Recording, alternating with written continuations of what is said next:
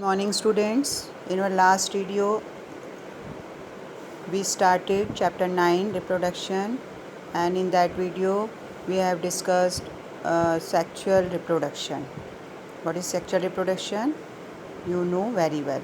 Now in this video we will discuss test tube baby and in vitro fertilization technique and also asexual reproduction.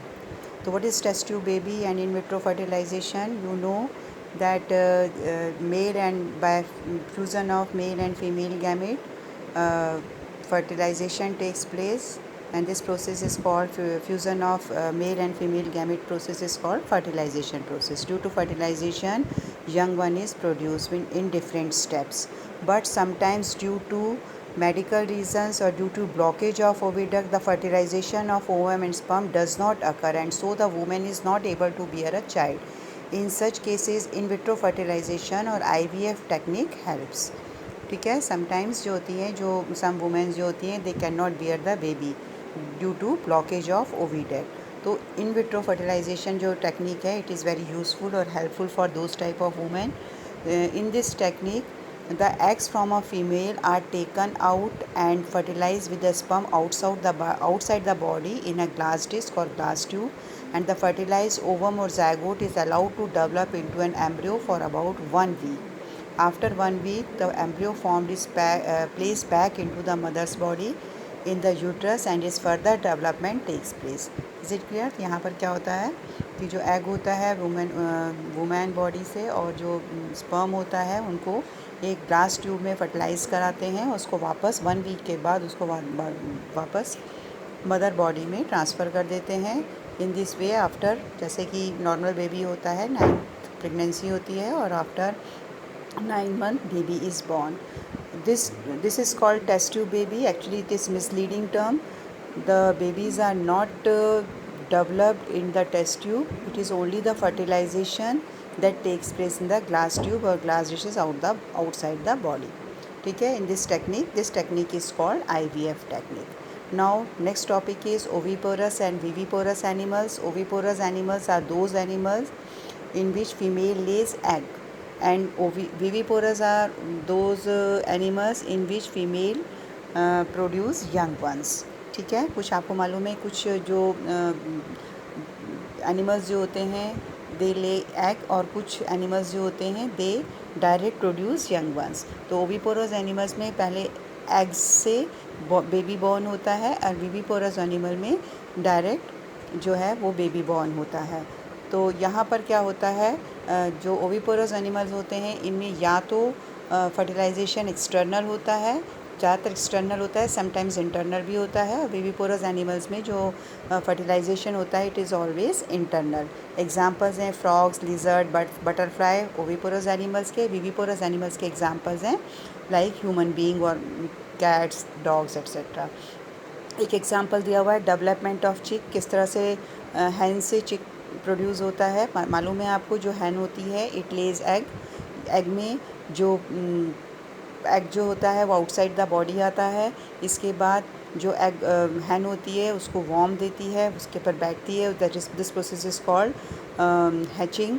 और इसमें जो उसको जो जैसे कि ह्यूमन बीइंग में उसको न्यूट्रिशन प्लेसेंटा से मिलता है, मदर बॉडी से. इसमें येलो पार्ट जो होता है एग का योक, वो उसको न्यूट्रिशन प्रोवाइड करता है. In this way chick is developed. Next part is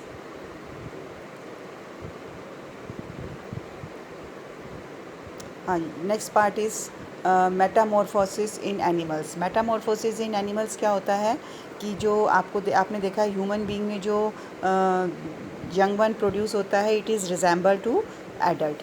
मतलब और मोस्ट ऑफ दी, जैसे कैट है या फ्रॉग हैन कैट है या डॉग है, इनमें जो यंग वन प्रोड्यूस होते हैं वो मतलब जैसे डॉग का जो यंग वन होगा वो डॉग ही होगा, पपी होगा.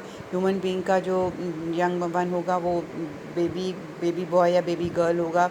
तो लेकिन सम केसेस में, जो कुछ केसेस ऐसे होते हैं जिनमें कि जो न्यू जनरेशन प्रोड्यूस होती है वो रिजेंबल नहीं होती है. And this process of transformation from immature stage to totally different adult form is called metamorphosis. Example दिया हुआ है life cycle of silk moth. इसमें क्या होता है, silk moth is an insect. आपको मालूम है the female silk moth lays fertilize egg on a leave. इसके बाद it is oviparous with internal fertilizers. On hatching an egg develop into a larva stage called caterpillar. ये caterpillar होता है। और caterpillar also called silkworm undergoes changes to form a pupa. ये stages आती हैं, pupa से कोकून बनता है। Undergoes further changes, gets transformed into adult silk moth. There are 4 distinct stages in the life cycle of a silk moth. Egg hatching, larva, metamorphosis, pupa, Metamorphosis और adult silk moth produce होता है। तो यहाँ पर जो silk moth होता है it is totally different than that of its जो इसका पेरेंट होता है उससे बिल्कुल अलग होता है। ऐसे ही life cycle of frog, frog से टेडपोल प्रोड्यूस होता है। इसमें भी डिफरेंट स्टेजेस होती हैं, आपको दिख रही हैं।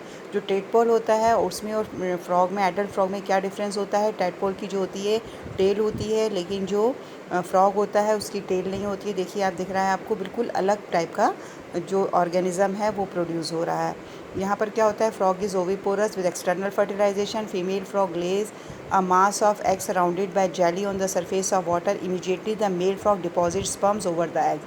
Sperms swim with the help of flagella and fertilize the egg. Fertilized egg develop into the tadpole. Tadpole जो है वो बिल्कुल डिफरेंट होता है, इसीलिए this process is called Metamorphosis.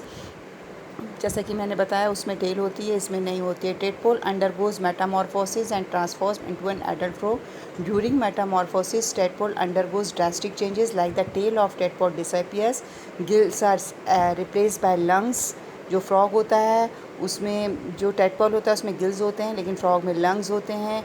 And a swimming tadpole change to a 4 leg frog that can jump on land. तो eggs hatching early tadpole, फिर metamorphosis से लेट पे टेडपोल और मेटामॉर्फोसिस से एडल्ट फ्रॉग बनता है। तो ये जो मेटामॉर्फोसिस प्रोसेस होती है उसमें टोटली डिफरेंट होता है। जो यंग वंस होता है वो एडल्ट से बिल्कुल डिफरेंट होता है। Now second type of reproduction is asexual reproduction. Asexual reproduction means formation of A organism without the fusion of gamete. It is a common mode of reproduction in unicellular animals like amoeba and lower multicellular organism like hydra, sponges and other animals. क्या होता है यहाँ पर? देखिए इसकी क्या characteristics है। It involve only a single parent. It gives rise to individual that are identical to the parent. जैसे कि ह्यूमन बींग्स का यंग वन होता है वो थोड़ा सा रिजेंबल तो होता है, लेकिन उसमें फिर भी एकदम कॉपी नहीं होता है। लेकिन जो एसेक्सुअल रिप्रोडक्शन से यंग वन प्रोड्यूस होता है ये बिल्कुल कॉपी होता है एडल्ट की, पेरेंट की। और ये इसमें कोई गैमेट का फ्यूज़न नहीं होता है, सिंगल पेरेंट इन्वॉल्व होता है, जल्दी होता है। It is a rapid mode of multiplication. Gametes are not formed and so there is no fertilisation. दो मेथड्स होती हैं इसकी, एक होती है बाइनरी फिशन और दूसरी होती है budding. Binary fission in amoeba example बताया हुआ है। देखिए एक अमीबा है, इसमें सेंटर में न्यूक्लियस होता है।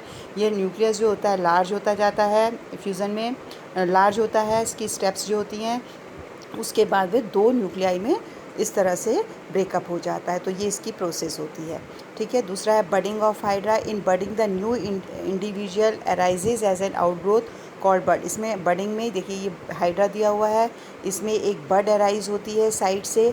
उसके धीरे धीरे ये स्टेप्स वाइज ये जो डिटैच हो जाती है बॉडी से और एक नया हाइड्रा जो है प्रोड्यूस द हाइड्रोजा। इन हाइड्रा बज like projection grows on the parent body. This bud is called bud. Bud grows and develops organ like mouth and tentacles around it and grows to a full size. It develops into a new hydra which is attached to the parent body. Finally, a constriction at the base of bud separates the new hydra from parent body, making it a new individual.